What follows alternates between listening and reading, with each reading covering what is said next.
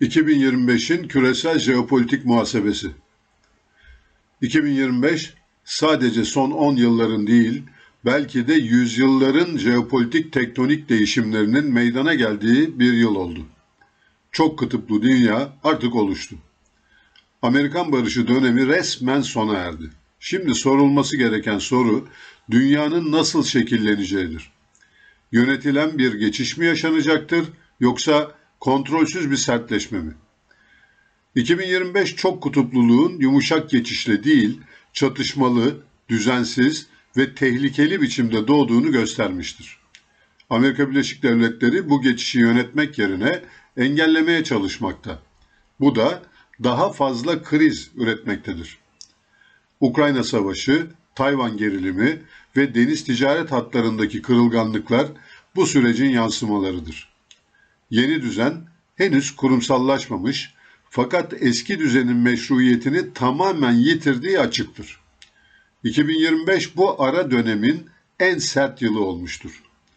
2025, Batı hakimiyetinin ve onun en son temsilcisi olan Amerikan barışının retorik olarak değil, fiilen gerilediği ve pek çok alanda çöktüğü yıl olarak tarihe geçmiştir.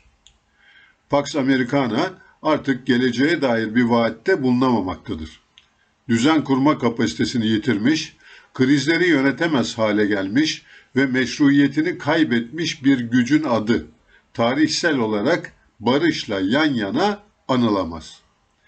Dünya bu tarihten itibaren Amerikan merkezli bir barış düzeninden değil, çok merkezli, sert, belirsiz ve geçiş halindeki bir güç mücadelesi çağından söz etmektedir. Bu çağda denizler, ticaret yolları, enerji hatları ve hukuk yeniden tanımlanmakta, eski düzenin enkazı üzerinde yeni dengeler şekillenmektedir. 2025 işte bu nedenle yalnızca Amerikan barışının sonu değil, küresel düzenin çıplak gerçeğinin açığa çıktığı yıldır. Çok kutuplu düzenin sert doğumu.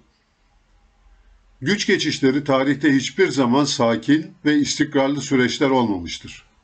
Mevcut hegemon geçişi geciktirmek ve önlemek için gayret sarf etmiştir. Bugün de Amerika Birleşik Devletleri gerileyen konumunu kabullenmek ve yeni güç merkezleriyle paylaşım zemini aramak yerine statükoyu zor yoluyla koruma refleksine saplanmıştır. Bu tercih çok kutupluluğu yavaşlatmamış, aksine daha sert, daha kırılgan ve daha kontrolsüz hale getirmiştir. Bu bağlamda Ukrayna Savaşı yalnızca bölgesel bir çatışma değil, eski düzenin kendini savunma biçiminin laboratuvarıdır. NATO'nun genişleme stratejisi, Rusya'yı çevreleme politikası ve vekalet savaşı modeli, Amerika Birleşik Devletleri'nin çok kutupluluğa verdiği tepkinin özünü yansıtmaktadır.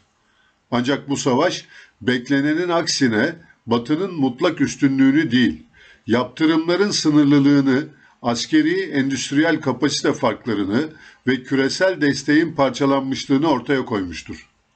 Ukrayna cephesi hegemonik caydırıcılığın sınırlarını ifşa etmiştir.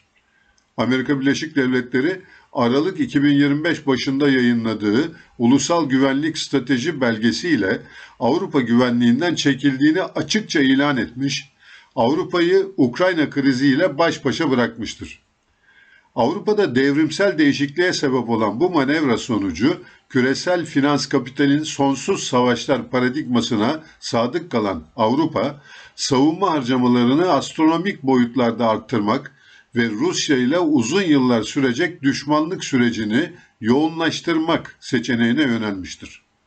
Fransa, İngiltere ve Almanya'nın başını çektiği bu grubun ortak özelliği, liderlerinin halklarına rağmen Rusya ile bir savaşı adeta teşvik etmeleridir.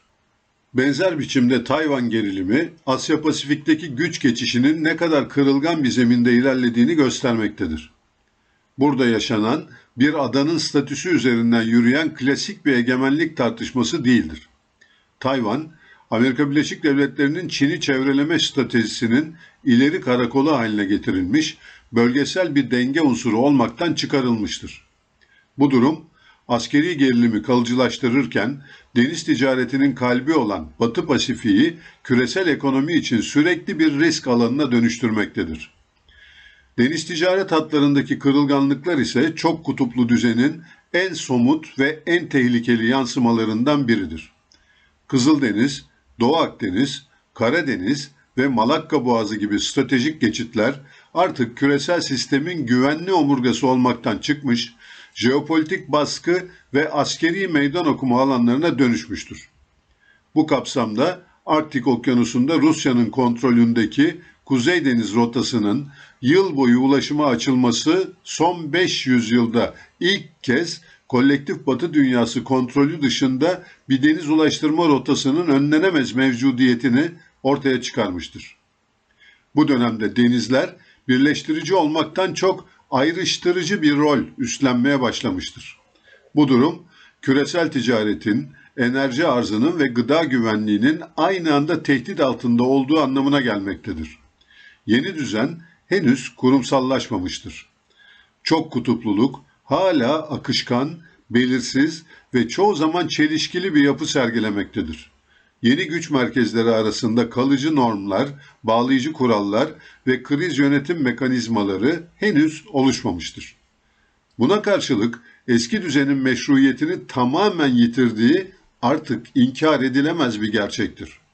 Kural temelli düzen söylemi sahadaki uygulamalarla arasındaki uçurum nedeniyle anlamını yitirmiş, kurallar yalnızca güçlülerin işine geldiği ölçüde hatırlanan araçlara dönüşmüştür. 2025'i bu nedenle bir ara dönem olarak tanımlamak mümkündür. Ancak bu sıradan bir geçiş yılı değildir. 2025 bu ara dönemin en sert, en riskli ve en öğretici yılı olmuştur. Eski düzen fiilen çökerken yeni düzen henüz doğum sancıları içindedir. Bu boşluk çatışmalarla, krizlerle ve beklenmedik kırılmalarla dolmaktadır. Tarihsel olarak bu tür dönemler en fazla hatanın yapıldığı fakat aynı zamanda en kalıcı sonuçların üretildiği dönemlerdir. Rota çizemeyen Amerika Birleşik Devletleri 2025 Amerikan barışının çöküşü ani, tekil ve dramatik bir askeri yenilginin sonucu değildir. Aksine uzun süredir biriken yapısal zaafların eş zamanlı olarak görünür hale gelmesiyle ortaya çıkan çok katmanlı ve geri döndürülemez bir çözülmenin ürünüdür. Ahlaki meşruiyetin kaybı, deniz gücünün caydırıcılık niteliğini yitirmesi, borç ve finansal manipülasyon üzerine kurulu ekonomik düzenin sürdürülemezliği ve müttefikler nezdinde yaşanan derin güven erozyonu bu çözülmenin ana sütunlarını oluşturmaktadır. Bu çöküşte en büyük rolü oynayan faktörlerin başında şüphesiz İsrail jeopolitiği ile Anglo-Siyonizm önemli rol oynamıştır.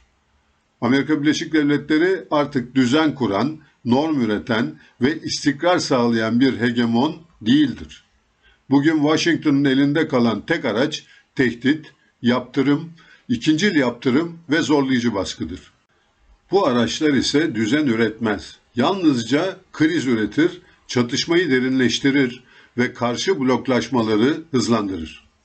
Diğer bir deyişle Pax Americana'nın özünü oluşturan rıza yoluyla liderlik yerini açık zorlamaya ve korku üretimine bırakmıştır. Bu da bir hegemonya biçimi değil, hegemonya sonrası kontrolsüz bir savrulmadır. İran, Venezuela, Gazze ve Lübnan'da yaşananlar, Amerika Birleşik Devletleri'nin 10 yıllardır dillendirdiği kural temelli uluslararası düzen söylemini kendi elleriyle geçersiz kıldığı tarihsel bir kırılma noktası olmuştur. Amerika Birleşik Devletleri ile İran arasında Umman'da görüşmeler devam ederken, İsrail'in İran'a veya Katar, Doha'da Amerika Birleşik Devletleri ile Hamas görüşmeleri başlamaya hazırken, Amerikan ve İngiliz hava savunma koruması altındaki Doha'da Hamas heyetine saldırması, Amerika Birleşik Devletleri'nin itibarını yerle bir etmiştir. Karayipler Denizi'nde Venezuela ve Kolombiya'ya ait tekneleri uluslararası deniz hukuku ile silahlı çatışma hukuku kuralları dışında sorgusuz sualsiz batıran, ya da savaş zamanı uygulaması olan ablukayı terörle mücadele kılıfı ile Venezuela tankerlerine karşı uygulayan Amerikan donanması meşruiyetine ciddi zarar vermiştir. 2025 boyunca uluslararası hukukun, sivillerin korunmasının ve orantılılık ilkesinin açık biçimde yok sayılması, Washington'ın hukuku evrensel bir norm olarak değil, yalnızca kendi çıkarlarını meşrulaştıran, araçsal ve seçici bir enstrüman olarak gördüğünü küresel çoğunluğun gözleri önüne sermiştir. Bu noktadan sonra çifte standart kavramı dahi yetersiz kalmakta, ortaya çıkan tablo doğrudan norm yıkımıdır. 2025 itibariyle Amerika Birleşik Devletleri arabulucu olma kapasitesini de fiilen kaybetmiştir. Taraflardan biri haline gelmiş, hatta çoğu durumda çatışmanın bizzat mimarı ve sürdürücüsü konumuna düşmüştür. Ahlaki üstünlük iddiası çökmüş, demokrasi, insan hakları ve özgürlük söylemleri sahadaki uygulamalarla arasındaki uçurum nedeniyle inandırıcılığını yitirmiştir.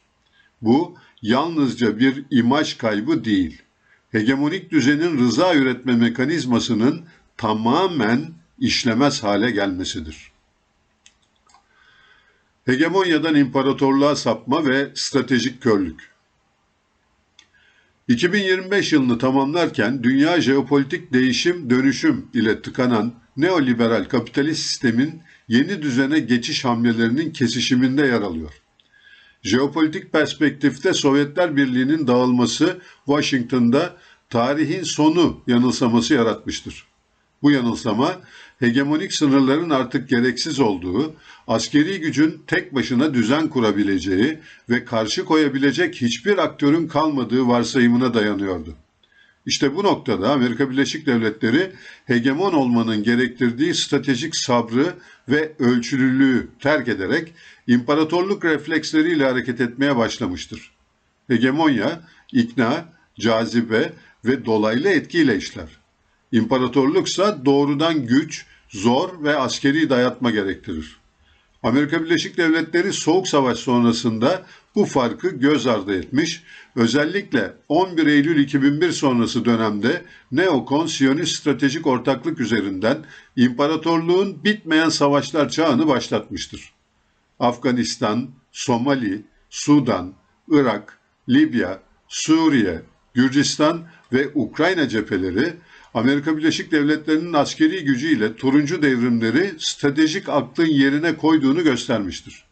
Bu tercihler kısa vadede askeri endüstriyel kazanç üretmiş ancak uzun vadede deniz gücü aşınması, bütçe açıkları ve iç siyasi parçalanma yaratmıştır. 2025 itibariyle Amerika Birleşik Devletleri yönetilemeyen bir süper güç görüntüsü vermektedir. Her bir cephede ortak olan unsur siyasi hedeflerin net olmaması, çıkış stratejisinin bulunmaması ve askeri müdahalenin tek çözüm aracı olarak görülmesidir. Bu yaklaşım kısa vadede savunma sanayi, özel güvenlik şirketleri ve finansal ağlar için ciddi kazançlar üretmiş olabilir. Ancak devlet aklı açısından bakıldığında bu savaşların tamamı stratejik kayıptır. Sürekli savaş hali Amerika Birleşik Devletleri bütçesini kronik açıklarla karşı karşıya bırakmış, borçlanma, parasal genişleme ve finansal manipülasyon olağan devlet politikası haline gelmiştir. Unutulmamalıdır ki hegemonya mali sürdürülebilirlik ister. İmparatorluk ise borçla yaşar. Amerika Birleşik Devletleri bu ikinci yolu seçmiş ve bunun bedelini iç siyasi parçalanma, sınıfsal gerilim ve kurumsal çürüme ile ödemeye başlamıştır. İç politikadaki kutuplaşma bu stratejik körlüğün doğal sonucudur. Sürekli dış tehdit üreten, kalıcı bir savaş psikolojisiyle yönetilen bir devlet içeride de birlik üretemez. Amerika Birleşik Devletleri bugün askeri olarak güçlü fakat siyasi olarak bölünmüş, ekonomik olarak kırılgan ve stratejik olarak yönsüz bir süper güç görüntüsü vermektedir. 2025 itibariyle ortaya çıkan tablo yönetilemeyen güç olgusunun klasik bir örneğidir. Diğer yandan son 10 yılda yaşanan göçler, pandemi, enflasyon, enerji krizi ve savaşlar çoğu zaman rastlantısal şoklar gibi sunulsa da bu gelişmeler birlikte okunduğunda 20. yüzyılın üretken orta sınıfa dayalı sanayi kapitalizminin gerçekte bir nevi kontrollü tasfiyesini işaret etmektedir. Amaç, üretim merkezli bir ekonomik düzenden dijital mülkiyet, finansal rant, dijital altyapı, algoritmalar, veri havuzları, lisanslar ve kullanıcı sözleşmeleri gibi platform hakimiyetine dayalı yeni bir egemenlik modeline geçiştir. Pandemi döneminde finans sisteminin kurtarılması, Almanya merkezli Avrupa sanayisinin bilinçli biçimde zayıflatılması, Avrupa'da enerji krizinin sürekliliği ve savunma harcamalarının büyüme motoru ilan edilmesi bu yapısal geçişin parçalarıdır. Ortaya çıkan yeni düzende sürekli olağanüstü hal, dijital denetim ve sosyal disiplin araçları norm haline gelirken, insan emeği, sosyal devlet ve yaşamın kendisi giderek maliyet kalemi olarak yeniden tanımlanmaktadır. Bu durum gerek Amerika Birleşik Devletleri, Avrupa Birliği, gerekse dünyanın pek çok alanında sosyal sözleşmeleri kökten sarsmakta, sosyal patlamalara neden olacak şartları oluşturmaktadır. Borç, finans ve imparatorluk çürümesi. 2025 analizlerinde borç olgusu klasik iktisadi bir sorun olarak değil, doğrudan jeopolitik sonuçlar üreten sistemik bir kanser olarak tanımlanabilir. Amerika Birleşik Devletleri'nin 33 trilyon dolara aşan kamu borcu artık soyut bir bilanço kalemi değil. Her gün milyarlarca dolarlık faiz ödemesiyle askeri gücü, diplomatik manevra alanını ve stratejik esnekliği aşındıran somut bir yük haline gelmiştir. Bu tablo, imparatorlukların tarihsel kaderini açıklayan temel dinamiklerden biridir ve tarihçi Paul Kennedy'nin aşırı genişleme, Imperial Overstretch tezinin birebir doğrulanmasıdır. Kennedy'nin işaret ettiği gibi, askeri ve jeopolitik yükümlülükler ile ekonomik üretim kapasitesi arasındaki denge bozulduğunda büyük güçler kaçınılmaz olarak çöküş sürecine girer. Amerika Birleşik Devletleri bugün tam olarak bu eşiği aşmıştır. Küresel ölçekte yüzlerce üs, sürekli savaş hali, devasa savunma bütçeleri ve eş zamanlı olarak azalan üretim kapasitesi borcu yönetilebilir olmaktan çıkarmıştır. Borç artık büyümeyi finanse eden bir araç değil, gücü tüketen bir mekanizmaya dönüşmüştür. Finansal kapitalizmin temel zaafı burada ortaya çıkmaktadır. Üretimle, sanayiyle, tersane kapasitesiyle ve deniz ticaretiyle desteklenmeyen bir finansal hakimiyet sürdürülebilir değildir. Tarih boyunca küresel güçler denizlere hakim oldukları ölçüde paralarına güven kazandırabilmişlerdir. Bugünse Amerika Birleşik Devletleri sanayi altyapısını ve tersane kapasitesini büyük ölçüde Çin'e kaptırmış durumdadır. Küresel konteyner taşımacılığından gemi inşaat tonajına, liman işletmeciliğinden lojistik zincirlere kadar uzanan alanda Amerika Birleşik Devletleri'nin payı dramatik biçimde gerilemiştir. Bu tablo, dolar hegemonyasının da yapısal olarak zayıflaması anlamına gelmektedir. Rezerv para statüsü yalnızca finansal hamle ve müdahalelerle korunamaz. Arkasında üretim gücü, ticaret hacmi ve deniz hakimiyeti gerekir. Amerika Birleşik Devletleri donanması hala güçlüdür. Ancak artık doların küresel dolaşımını ve güvenilirliğini tek başına garanti edebilecek eskisi gibi bir deniz imparatorluğu kapasitesine sahip değildir. Deniz gücüyle finansal güç arasındaki tarihsel bağ kopma noktasına gelmiştir. Bu kopuşun doğal sonucu olarak Washington giderek daha fazla yaptırıma, abluka tehditlerine, ikincil yaptırımlara ve finansal zorlamalara başvurmaktadır. Ancak bu araçlar geçmişte olduğu gibi caydırıcı değil, aksine itici etki yaratmaktadır. Yaptırımlar hedef ülkeleri hizaya sokmak yerine alternatif ödeme sistemleri, yerel para birimleriyle ticaret ve bölgesel finansal ağlar oluşturmaya teşvik etmektedir. Amerika Birleşik Devletleri'nin finansal silahları küresel sistemi kontrol etmek yerine onu parçalamaktadır. Borç sarmalı derinleştikçe Amerika Birleşik Devletleri'nin stratejik seçenekleri daralmaktadır. Yeni bir büyük savaşın maliyeti karşılanamaz hale gelmiş, mevcut çatışmalarsa bütçeyi daha da kırılganlaştırmıştır. Bu durum imparatorlukların klasik son evresini işaret eder. Güç kullanma ihtiyacı artar fakat bu gücü sürdürecek ekonomik temel giderek zayıflar. Sonuç daha fazla baskı, daha az meşruiyet ve hızlanan çözülmedir. Deniz gücü gerilemesi. 2025 yılının en çarpıcı göstergelerinden birisi denizler hakimi Anglo-Sakson deniz güçlerinin Amerika Birleşik Devletleri ve İngiliz eş zamanlı gerilemesi oldu. Amerika Birleşik Devletleri donanmasının 1990'lardaki 600 gemiden 2025 yılında 290'lara düşmesi, Kraliyet Donanması'nın uçak gemilerini koruyamayacak kadar zayıflaması, tersane ve insan kaynağı krizleri, denizde hegemonya kaybının geri dönülmez işaretleridir. Bu çerçeveden bakıldığında Amerika Birleşik Devletleri ve İngiliz donanmalarının eş zamanlı ve yapısal gerilemesi tesadüfi bir zayıflama değil. Anglo-Sakson deniz hegemonyasının tarihsel döngüsünün son evresine girildiğinin de açık göstergesidir.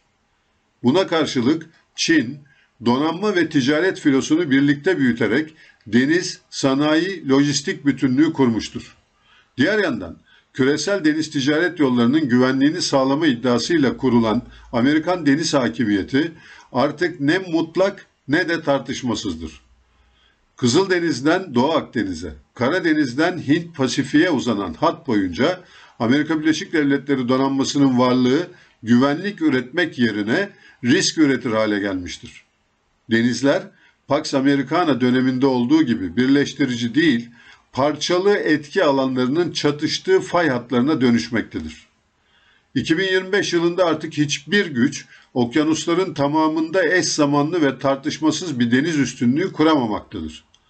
Kızıldeniz'de ticaret hatlarının kesintiye uğraması, Batı Pasifik'te Amerika Birleşik Devletleri'nin sürekli kriz yönetimine zorlanması ve Arktik'te yeni deniz yolları üzerinde artan rekabet, bu gerçeğin somut tezahürleridir.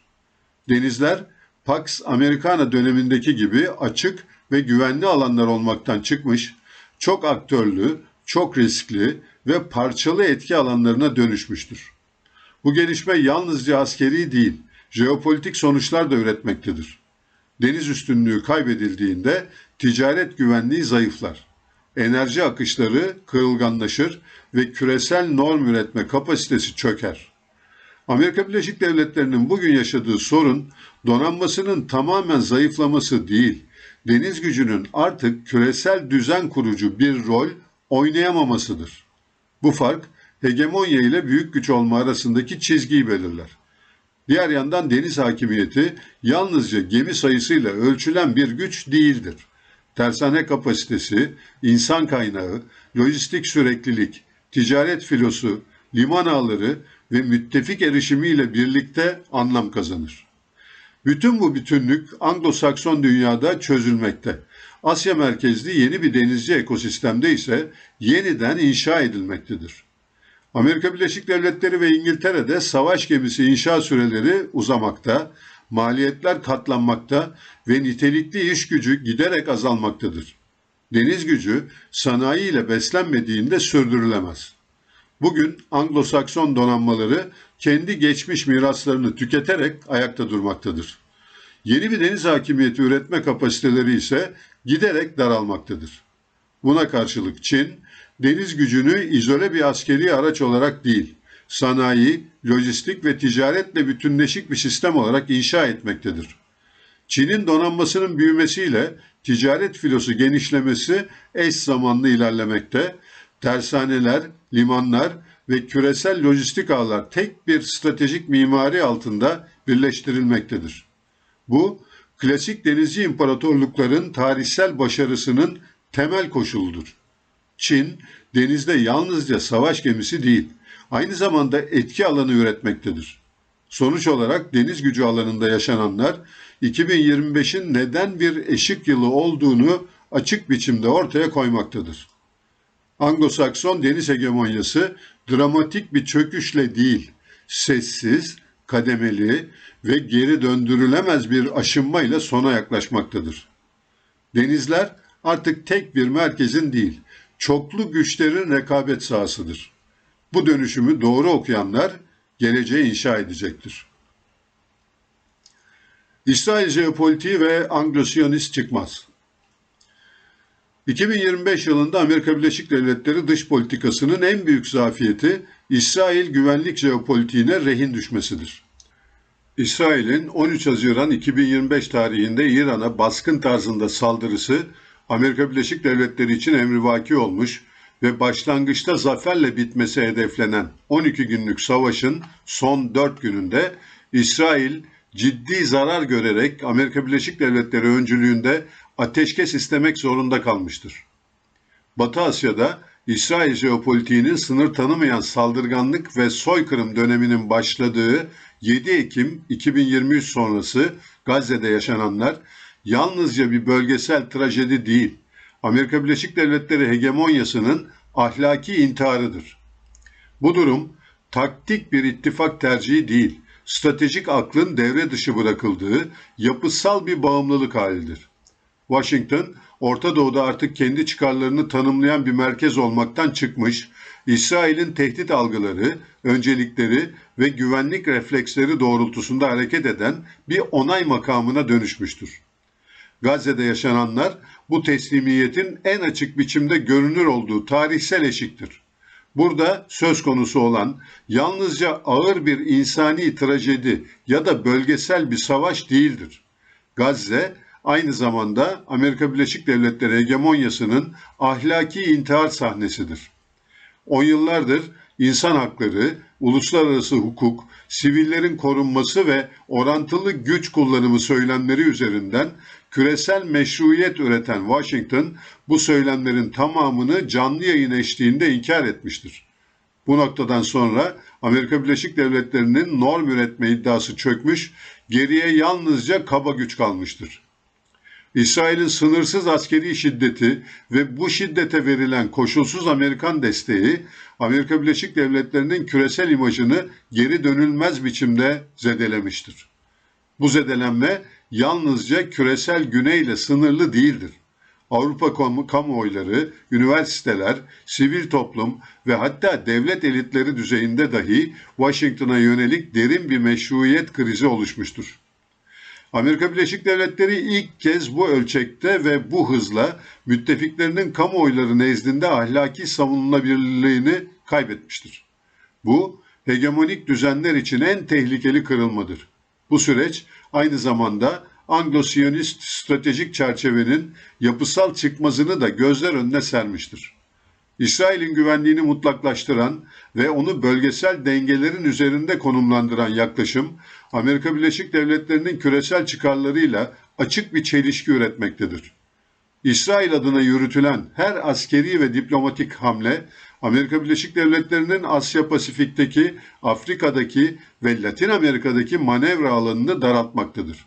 Washington, Tel Aviv'i korumak adına küresel sistemdeki liderlik iddiasını tüketmektedir.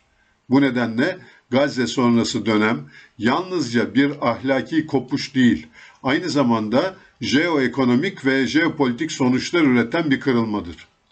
BRICS'in genişlemesi, dolarsızlaşma eğiliminin ivme kazanması ve çok kutuplu düzen arayışlarının hızlanması doğrudan bu meşruiyet kaybıyla bağlantılıdır. Amerika Birleşik Devletleri'nin finansal ve siyasi baskı araçları artık düzen koruyucu değil, düzen yıkıcı olarak algılanmaktadır. Bu algı değişimi alternatif blokları ve yeni işbirliği mimarilerini beslemektedir. Özellikle küresel güney açısından bakıldığında Gazze bir sembole dönüşmüştür. Bu sembol, Batı'nın evrensellik iddiasının iflasını, hukukun seçici kullanımını ve güç ilişkilerinin çıplak doğasını temsil etmektedir.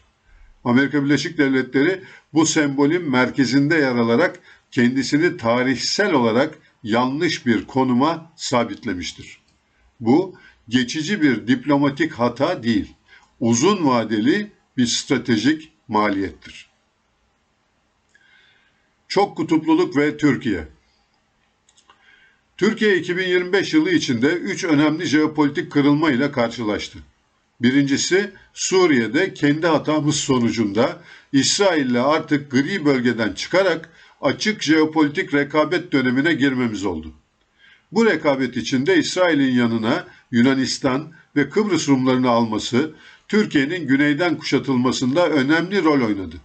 Ancak Yunanistan ve Kıbrıs Rumlarının ahlaken ve etik yönden dünyada tamamen aşağılanmış savaş suçlusu İsrail'le aynı cephede olması bir yana, İsrail'in Türkiye'yi baskılamak için her iki devleti gönüllü vekili konumuna sokması dikkat çekicidir. İsrail'in açık Türkiye düşmanlığının yanında Amerika Birleşik Devletleri Kongresi'nin Doğu Akdeniz Deniz Güvenliği girişimiyle Yunanistan, İsrail ve Güney Kıbrıs Rum Yönetimi cephesinin yanında olduğunu ilan etmesi, Fransa'nın gerek Yunanistan gerekse Güney Kıbrıs Rum Yönetimi ile stratejik savunma işbirliği anlaşmaları imzalaması, Türkiye'nin Mavi Vatan ve Kuzey Kıbrıs Türk Cumhuriyeti cephesinde NATO ortakları tarafından da kuşatıldığının somut göstergeleri olmuştur. İsrail basınında açık şekilde Türkiye'nin güneyinde Laskiye'den denize çıkışı olan Kürt devletinin kurulmasının İsrail için hedef olmasının ilan edilmesi, Türkiye-İsrail ilişkilerini geleceği hakkında ayrıca fikir vermektedir. Türkiye'nin İsrail'le rekabet ilişkilerinde karşısında salt Tel Aviv'i değil, aynı zamanda Amerika Birleşik Devletleri'nin de bulacağı izahtan varestedir. Diğer yandan ikinci kırılma kuzeyimizde 4. yılına giren Rusya-Ukrayna savaşının Karadeniz'de Türkiye'nin deniz ve kara ülkesine gerek İHA'lar gerekse deniz yetki alanlarında SİHA, İHA ve İDA'lar vasıtasıyla genişlemesi olmuştur.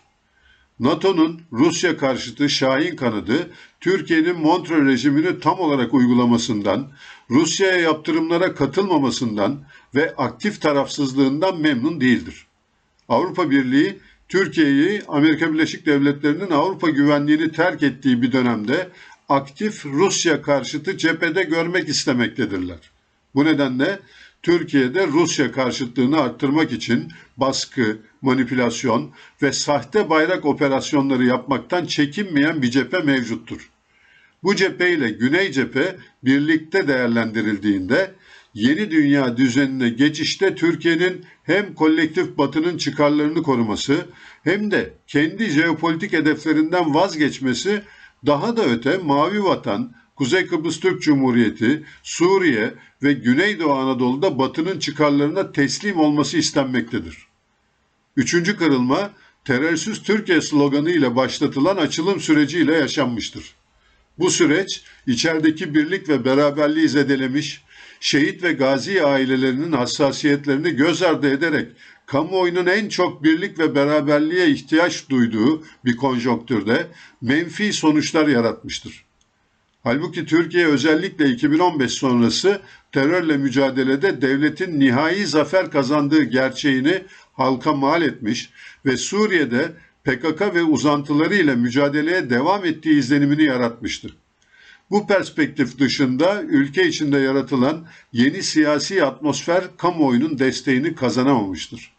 Tüm bu olumsuzluklara rağmen 2025 itibarıyla dünya düzeni çözülürken özellikle savunma sanayinde kendi kendine yeterli hale gelen, yani kanla demiri buluşturan Türkiye, çöken Batı hegemonyasına körü körüne bağlanabilecek bir tali aktör değildir. Türkiye'nin önünde duran yol bir yön seçme meselesi değil, denge kurma, alan açma ve devlet aklını yeniden tahkim etme meselesidir. Türkiye'nin en büyük gücü devrimsel bir silah sistemi değil, eşsiz coğrafyasının kendisine sunduğu hareket serbestisidir. İster NATO ve Avrupa Birliği üzerinden Batı ile, ister Asya güçleriyle bloklaşma Türkiye'yi tek bir hatta sıkıştırır. Manevra kabiliyetini kısar ve onu başkalarının kurduğu denklemlerde reaktif bir aktöre indirger.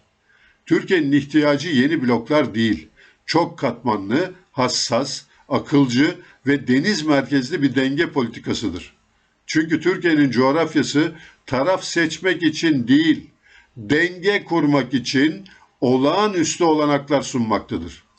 Bu nedenle Türkiye'nin Çin, İran ve Rusya ile ya da başka aktörlerle kurduğu ilişkileri yeni bir blok diye okumak, meseleyi tersten okumaktır.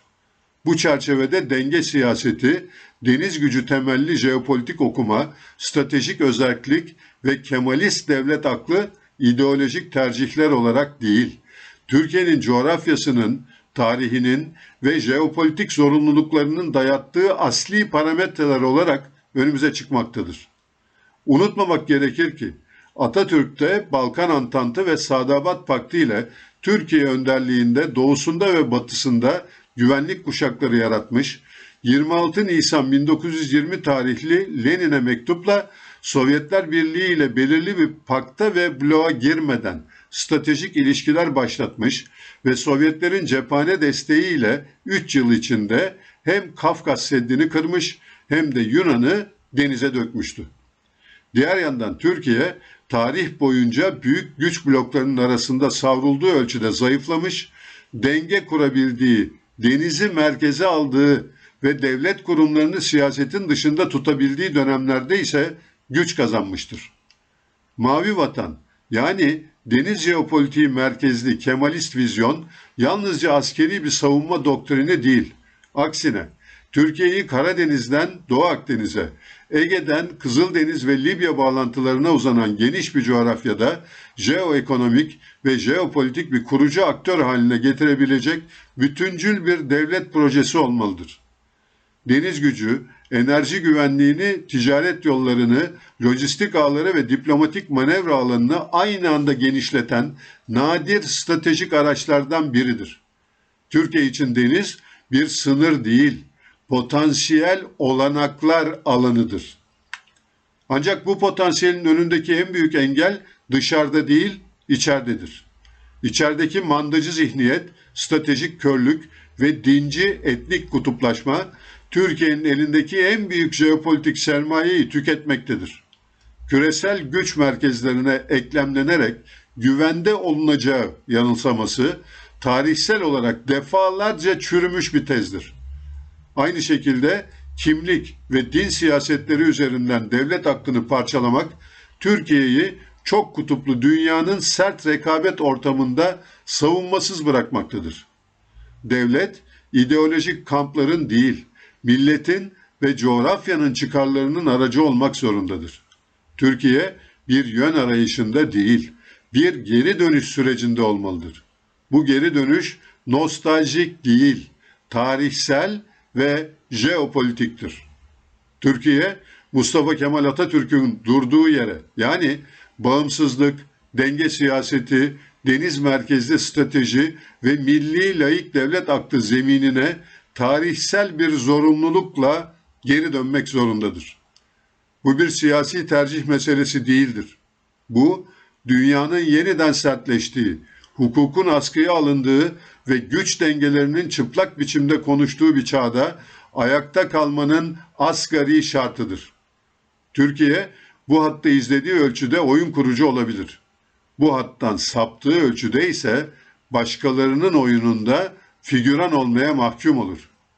Tarih bu konuda son derece acımasızdır. Kuzey ve güneyden sıkıştırılan Türkiye'nin vermesi gereken mesaj şu olmalıdır. Türkiye yalnız değildir. Tek bir hatta sıkıştırılamaz. Türkiye'ye uygulanan baskı arttıkça denge alanları daralmaz, tersine genişler. Kuşatma paradigmasının uzak durduğu senaryo budur.